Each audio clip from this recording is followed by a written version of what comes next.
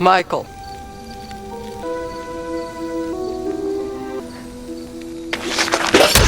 To this day, Halloween H2O remains one of my all-time favorite horror movies. It's got some sentimental value to me. It was one of my entry points into the horror genre, and it also introduced me to the all-time greatest boogeyman, Michael Myers. Clearly piggybacking off the success of Scream and the popularity of the post-modern slasher in the late 1990s, H2O, in my opinion, is the original remake sequel, or as it's more popularly known nowadays, requel. Bringing back classic legacy characters like Laurie and Michael and introducing a whole bunch of new characters who are basically there just so Michael can have his fun. During that time, I would pretty much watch anything horror related. I Know What You Did Last Summer, Final Destination, Jason, Freddy, Jason versus Freddy. I would eat them all up, good or bad. I didn't really care. I was just down for the ride, but Michael Myers remained my favorite all throughout that time. In late 2002, the one movie that I was really looking forward to, the one that I wanted the most, was just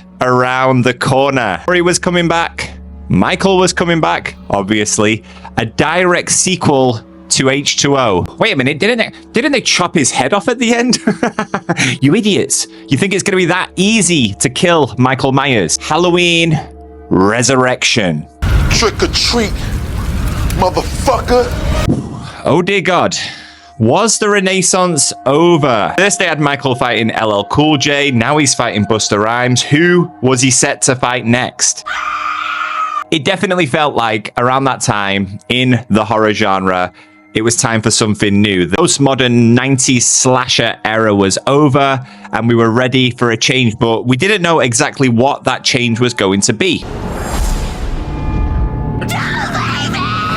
Now, 2003 rolls around and young Tomo, he's on the dating scene. He's out there chasing the skirt. And this particular Sunday afternoon, I had a date with a girl from a different high school, which at that time was kind of the same as dating a girl from a different country. It was like two cultures colliding. We went to see Eli Roth's Cabin Fever. And when all was said and done, when the date was over, when we left that movie theater, we turned to each other and said, well, that was a little bit different, wasn't it? Young teens in a remote, scary location? Check. Drinking and having sex? Check. Sean from Boy Meets World? Double check. Even some nice boobies to look at. They were all there, all those horror favorites. But there was no boogeyman. There was no killer. There was just a flesh-eating virus eating a lot of flesh. And with that, with the arrival of Cabin Fever, I am going to declare the next era of horror began. The torture porn era. A series of films, most notably, most famously, the Hostel movies, the Saw movies, that took a slower and more deliberate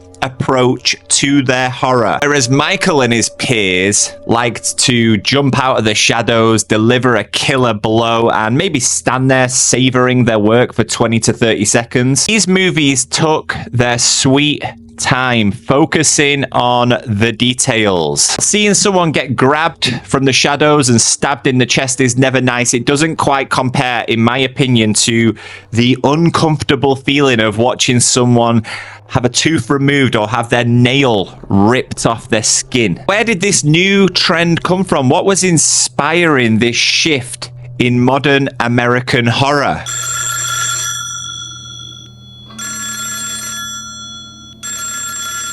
Now, just as Halloween H2O introduced me to Michael Myers and then really ignited my love for the slasher genre, Takashi Miike's 1999 classic Audition was my first introduction to this torture horror genre. I think the beauty of Audition lies in the fact that up until its iconic finale, by which time most of the pieces of this disturbing puzzle have clearly been put in place, there actually isn't much torture or even horror. More like this bizarre love story that's slowly unfolding before our eyes, even though we are perfectly aware this love story is not going to have a happy ending. Film takes its time establishing its narrative, establishing these characters, their backstories and their relationships to each other. The way the film is crafted By the time the finale, the climax rolls around, and Asami, who is one of the most beautiful characters in cinema history, in my opinion, begins her methodical, drawn-out torture of Aoyama. We are so engrossed in this story, in these characters, that the excessive nature of what is actually happening on the screen is disguised by the pain and suffering that we know Asami has endured. And as for Aoyama, he is just experiencing some serious bad luck. Yes, he deceived Asami when they first met. The fake audition was the foundation of their relationship, but Aoyama approaches his relationship with Asami with good intentions, simply looking for love after the loss of his wife. And unfortunately for him, he seemingly chose the wrong woman. Let's change gears for a second. In my opinion, there are two particular kinds of movies where pacing can really make or break a movie. And when I say pacing in this instance, I'm not talking about the pacing of the narrative. I'm talking about the construction of the film and the way each scene unfolds. And these two types of movies are action and horror. Have you ever watched an action movie where the big set pieces just seem to go on and on and on? And it's the same with horror. There's this really fine balance between building tension, building suspense, drawing the audience in, then making sure that you pull the trigger at the absolute right moment. Pull the trigger too soon, you risk taking the audience out of the moment. And if you wait too long, you just risk losing the audience altogether. Now, the key to Audition's success is that it took its time building towards its finale. Everything we saw in that final act, no matter how violent, how excessive it might have seemed, it felt kind of earned. And because of that, we're not sat there questioning what is happening from a stylistic perspective. Eli Roth, director of the aforementioned Cabin Fever and the Hostel movies, said this of Audition. Audition is one of those films that's made for a very specific audience. It's a film that you're either going to love or hate. It's not for everybody, but it's definitely for a certain kind of horror fan who appreciates the slow build and the payoff. Audition is one of the most influential and iconic horror movies of all time. And as much as I love Michael Myers, I have to admit he is just one of an army of horror icons alongside the likes of Freddy, Jason, Leatherface, etc. Sami Yamazaki, however, is something completely different. Gentle, elegant, she has this purity about her in early parts of the movie. In the horror realm, in my opinion, she is simply one of a kind.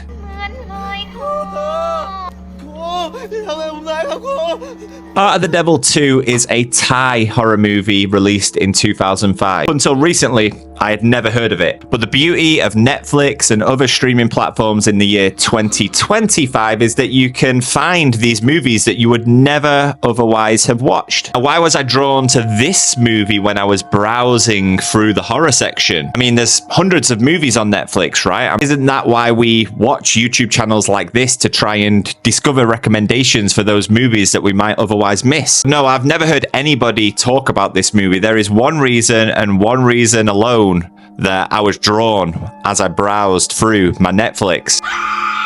Art of the Devil 2 follows a young group of school friends who return and reunite in their hometown, having attended university in Bangkok. Before we meet these young protagonists, though, we experience a cold opening to the movie, which introduces one of the film's major themes, black magic. And as the story begins to unfold, we are shown a series of flashbacks throughout the earlier parts of this movie that show us how black magic has impacted the lives of each of these characters. Watch as the consequences of dabbling in the dark arts, whether it be for revenge, pleasure, or personal gain, begin to unfold, and we watch the characters suffer for it. Now, whilst Art of the Devil 2 shares similar themes of revenge with Audition, it approaches that revenge, it approaches that theme through a very different lens. The film, like Audition, takes its time. It's a slow burn, building backstory, lore, developing the characters before finally we are introduced to the movie's main antagonist, Miss Panor. And much like Asami from Audition, Miss Panor possesses incredible natural beauty, but from the moment we see her on screen, we can tell immediately that something isn't quite right. As the film progresses, we begin to discover darker truths about her, creating an eerie sense of foreboding, similar to that of Asami in Audition. As the climax approaches and Miss Panor's plan for revenge finally begins to fully unfold, we are exposed to not only the depths of her evil, but also to how mistaken we were about the characters that we have been following throughout this movie. Let's go back to that topic of pacing. The first 2 acts of this film unfold in a really erratic manner. We just jump from character to character as Miss Panor manipulates things from afar. Eventually, we find ourselves in what can only be described as her torture lair, a place clearly designed for her to indulge her darkest fantasies, her darkest desires that she has been festering for such a long time, ever since the protagonist shattered her life. Now, in Audition, when we join Asami and Aoyama in Toyama's apartment, it is very clear this is the final act. We are entering the final act. Art of the Devil 2, however, takes a very different approach towards its final act. There was a point where I turned to my wife during that final act and I said to her, God, this is going on for a long time, isn't it? Torture scene is excessively brutal as Panor savors every moment of it. And while Miss Panor is a unique character in her own right, and I found no evidence online of the director talking about Audition or Asami Yamazaki influencing the character, I would be astounded if this was simply a coincidence. It's a really good film if you've got the patience for it in its own right, discussing themes that are seldom talked about in Western horror and featuring some brutal torture scenes carried out by a beautiful lady. So if that's what you're into, it's definitely going to hit the spot. Art of the Devil 2 is the second installment, obviously, of the Art of the Devil trilogy. Now, I've done a little bit of research. The first movie apparently is completely unrelated, different characters. The third movie continues to follow Panor's story, so I might watch that in the future, and if it's worth talking about, this is where you're going to find it. So if you came online today searching for some information for someone to be talking about the Art of the Devil series, God knows why you would, then you've hit the jackpot. Click like, click subscribe, and keep your eyes peeled because it's coming down the line. I'm going to be making new videos about movies like this every single week, so keep an eye on things. Hopefully I can give you some good recommendations, and if you've got some good recommendations too, feel free to pop them down in the comments below. Thank you again for your time. Have a great day, and I'll see you in the next one. Bye-bye.